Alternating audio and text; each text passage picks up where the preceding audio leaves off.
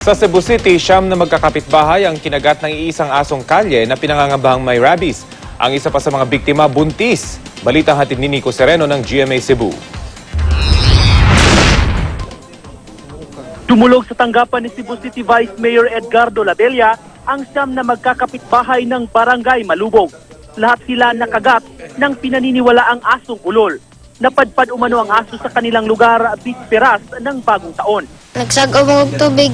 Ang isang biktima nag-iigib daw ng sugurin at kagatin sa tuhod ng aso. Kabilang sa mga nakagat ang isang babaeng 7 buwang buntis. Paglakanan mo, may iro. Isa pang biktima ang nagsabing hindi niya nakita ang aso dahil nakatalikod siya ng kagatin. Hindi raw nila alam kung sino ang may-ari sa aso. Nangangailangan ngayon ang mga biktima ng anti-rabies vaccine na nagkakahalaga raw ng 5,000 ang bawat vial at nangangailangan ng hanggang 3 shots para makumpleto. Very expensive medicine. And we made representations with the Department of Health. In fact, I called Manila because I have a friend who is an assistant secretary to call the regional office to provide us with this medicine. Ayon sa isang opisyal ng barangay, agad na nilang pinatay ang aso para di na ito makabiktima pa.